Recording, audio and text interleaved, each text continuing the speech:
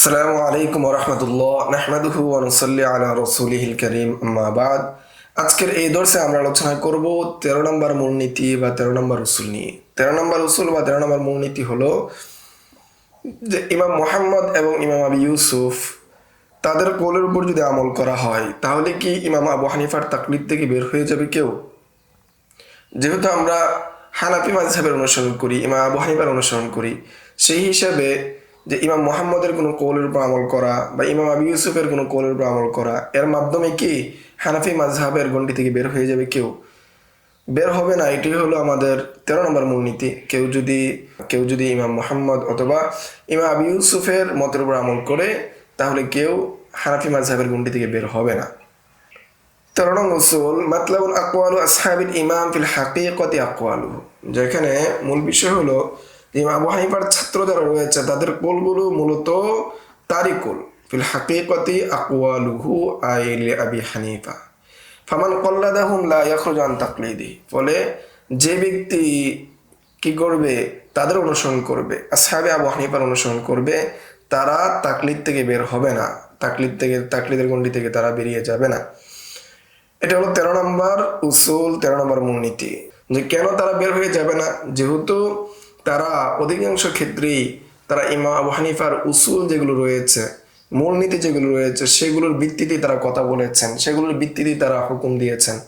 সেই জন্য কেমন যেন ইমাম আবু হানিফাই সেটা বলছেন এবং তাদের কথা মানা মানেই বা তাদের কোল গ্রহণ করা মানেই ইমাম আবু হানিফার কোল গ্রহণ করা।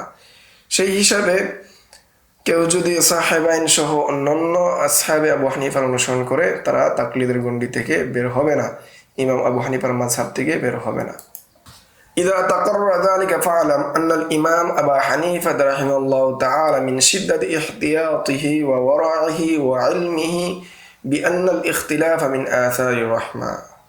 তুমি যখন এই কথা ভালোভাবে বুঝতে পেরেছো, এই বিষয়গুলো ভালোভাবে জানতে পেরেছো, তো এখন জেনে রাখো যে ইমাম আবু হানিফা তার কঠিন সতর্কতা থাকা সত্ত্বেও, তার কঠিন পর্যায়ের তাকওয়া এবং জ্ঞানের গভীরতা হওয়া সত্ত্বেও তিনি এটা মেনে নিতেন যে বিআন্নাল ইখতিলাফ মিন আসারির রাহমা, পরস্পর যখন আলোচনা হবে, ভিন্নমত আসবে, এই ভিন্নমতটা রহমত হবে, রহমতের নিদর্শন হবে, এর মাধ্যমে সঠিকটা চলে আসবে। এই ক্ষেত্রে হয়তো পারে আমার কোনো একটা ভুল হয়ে গিয়েছে, যখন আরেকজন ইজতিহাদ করে বলবে, আরেকজন একটা মতামত দিবে, এই মতামতের মাধ্যমে সঠিকটা আসবে।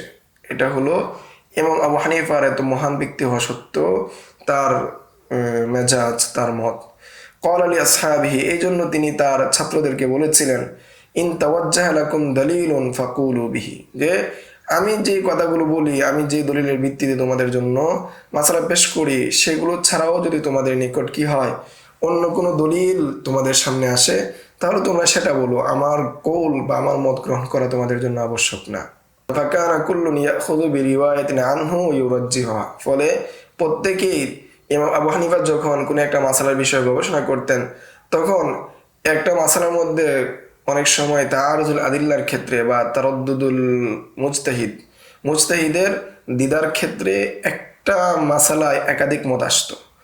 একাধিক মত আসলে সর্বশেষে দেখা যেত যে ইমাম আবু ইউসুফ একটা গ্রহণ করেছেন, ইমাম মুহাম্মদ একটা গ্রহণ করেছেন, আর ইমাম আবু হানিফা একটা গ্রহণ করেছেন, তিনজনে তিনটা গ্রহণ করেছেন।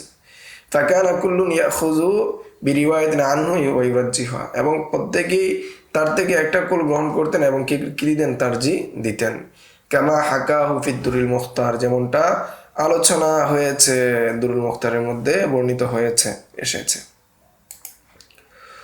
ওয়াফিল ওয়ালওয়ালিজিয়া মিন কিতাবিল জিনায়াতি ক্বালা আবু ইউসুফ, কিতাবুল ওয়ালওয়ালিজিয়ার মধ্যে, কিতাবুল জিনায়াতের মধ্যে ইমাম আবু ইউসুফ বলেন, মা কুলতু কওলান খালাফতু ফিহি আবা হানিফাতা ইল্লা কওলান ক্বাদ কানা ক্বালাহু, যে আমি যেই সমস্ত হুকুমের মধ্যে ইমাম আবু হানিফার মুখালাফাত করেছি, এই প্রত্যেকটা কওলের মধ্যে, প্রত্যেকটা কওল মূলত ইমাম আবু হানিফারই কওল, যে তিনি এরকম একটা কওল বলেছিলেন, পূর্বে তার এরকম একটা মতামত দিয়েছিলেন, পরবর্তীতে উনি সেটা থেকে রুজু করেছেন, কিন্তু আমার নিকট সেটার দলিলগুলো রাজে হওয়ার কারণে, সেই দলিলগুলো সত্য মনে করার কারণে সেই মত আমি গ্রহণ করেছি। ওরুয়ান জুফারিন আন্নাহু ক্বাল, ইমাম জুফার থেকে বর্ণিত রয়েছে তিনি বলেন, মা খালাফতু আবা হানিফা ফি শাইইন ইল্লা ক্বাদ ক্বালাহু সুম্মা রাজা আনহু, যে আমি কখনোই কি করিনি, ইমাম আবু হানিফার মুখালাফত করিনি কোনো বিষয়ে, কোনো হুকুমে, তবে তিনি নিজেই কি করেছেন সেটা থেকে রুজু করেছেন। ফাহাদা ইশারাতুন ইলা আন্নাহুম মা সালাকু তরিকাল খিলাফ, যে এটা দিয়ে ইশারা করা হচ্ছে যে আসহাবে আবু হানিফা যারা রয়েছে, আবু হানিফার যে সমস্ত ছাত্র রয়েছেন তারা কখনোই কি মতানৈক্যের দিকে যান নাই, খেলাফের রাস্তা অনুসরণ করেন নাই। বাল ক্বালু মা ক্বালু আন ইজতিহাদিন ওয়া রাইন ইত্তিবাআন লিমা ক্বালাহু উস্তাদুহুম আবু হানিফা, বরং তারা ওইটাই বলেছে, তারা যা বলেছে ইজতিহাদ অনুযায়ী এবং তাদের রায় অনুযায়ী, যেটা তাদের উস্তাদ পূর্বে বলেছিল, তাদের উস্তাদ আবু হানিফা পূর্বে বলেছিল, সেটাই তারা বলেছে, ভিন্ন কোনো কিছু বলে নাই। وفي آخر হাউল কুদসি শেষের দিকে এসেছে, ইদা আখাযা বিকাউলি ওয়াহিদিন মিনহুম, যে যখন তারা কোন একটা কুল গ্রহণ করে, তাদের মধ্যে থেকে কেউ যখন কোন একটা কুল গ্রহণ করে, ইয়ালামু কাতআন, তখন তারা মানে অকাট্যভাবে জানে যে আন্নাহু ইয়াকুনু বিহি আখিরান বিকাউলি আবি হানিফা, যে তারা মূলত কি যে কোনো একটা কোল নিয়েছে, মূলত এটা কি ইমাম আবু হানিফার কোন একটা কোলই কি নিয়েছে, আবু হানিফার কোলই কি করেছে, গ্রহণ করেছে। ফাইন্নাহু রুয়ান জামি আসহাবি মিনাল কিবারি, কেননা বর্ণিত আছে ইমাম আবু হানিফার বড় বড় যে সমস্ত ছাত্র রয়েছে তাদের দিকে বর্ণিত আছে, কাবি ইউসুফ ও মুহাম্মদ ওয়া জুফার ওয়াল হাসান আন্নাহুম ক্বালু, যে ইমাম আবু ইউসুফ, ইমাম মুহাম্মদ, ইমাম সুফার এবং হাসান তাদের দিকে বর্ণিত আছে, ক্বালু তারা বলেছেন, মা কুলনা ফি মাসআলাতিন কওলান ইল্লা ওয়া হুয়া রিওয়ায়াতুনা আন আবি হানিফা, যে আমরা যাই বলেছি মূলত ইমাম আবু হানিফা থেকে বর্ণনা করে বলেছি, ইমাম আবু হানিফার কোনো এক কৌলই বলেছি, আমরা নিজেদের থেকে কোনো কৌল গ্রহণ করিনি। ওয়া আকসামু আলাইহি আইমানান গিলাযান, এবং তারা এটার উপর সুদৃঢ় কসম করেছেন।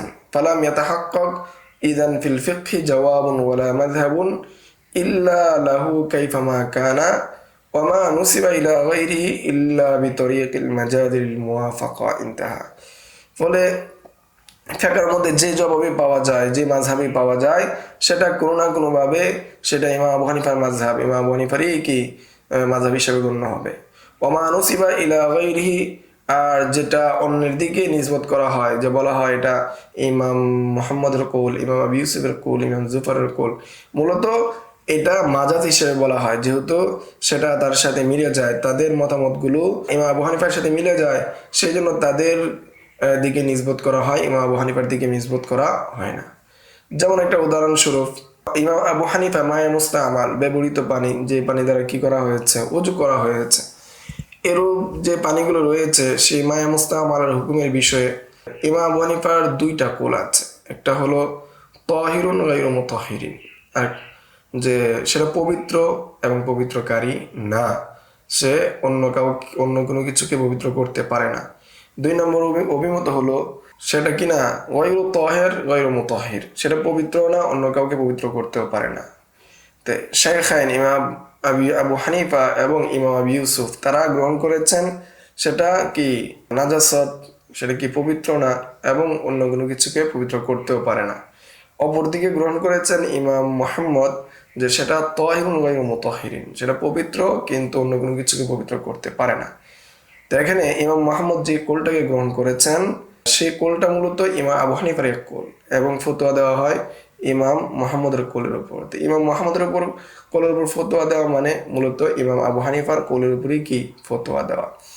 তাহলে এখানে নিসবত করা হচ্ছে ইমাম মুহাম্মদের দিকে, প্রকৃতপক্ষে এটা ইমাম আবু হানিফারই কি কওল।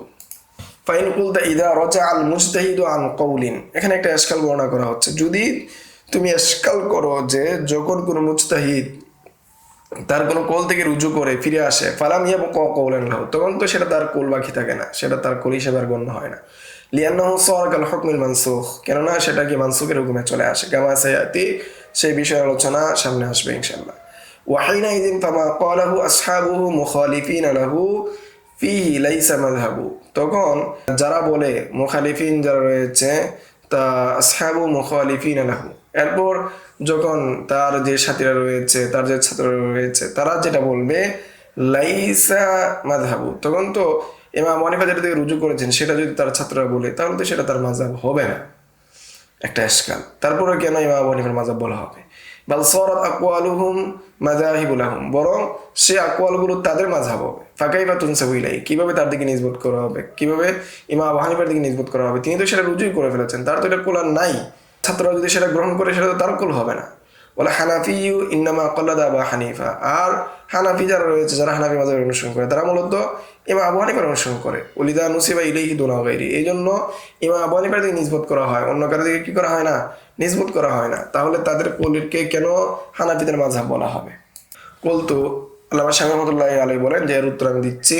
কদ কুনতু ইস্তাশকালতু যালিকা, আমি সেটা কি কঠিন মনে করেছি, যে এটার এই ইশকালটা আমার নিজেরও মনে হয়েছে। ওয়াজাবতু আনহু ফি হাশিয়াতি রদ্দিল মুখতার আলা দুরুল মুখতার, এই বিষয়ে আমার হাশিয়া রদ্দিল মুখতার আলা দুরুল মুখতার এই কিতাবের মধ্যে, ফতোয়া শামীর মধ্যে আমি কি দিয়েছি, বিআন্নাল ইমামা লাম্মা আমার আসহাবাহু বিআন ইয়াখুযু মিন আকওয়ালিহি বিমা ইয়াত্তাজিহু লাহুম মিনহা দালিল আলাইহি। কেননা যখন ইমাম সাহেব আদেশ দিয়েছেন, ইমাম আবু হানিফা আদেশ দিয়েছেন তাদের ছাত্রদেরকে যে তোমরা গ্রহণ করো মিন আকওয়ালিহি, যে তার আকওয়াল থেকে, মিন আকওয়ালিহি তোমরা গ্রহণ করো, বিআন ইয়াখুযু মিন আকওয়ালিহি তার আকওয়াল থেকে গ্রহণ করো। অর্থাৎ ইমাম আবু হানিফা আদেশ দিয়েছেন যে ইমাম আবু হানিফার যে সমস্ত আকওয়ালগুলো রয়েছে সেটা থেকে তাদের নিকট যেটা শক্তিশালী হবে, দলিলের দিক থেকে শক্তিশালী হবে সেটা গ্রহণ করতে।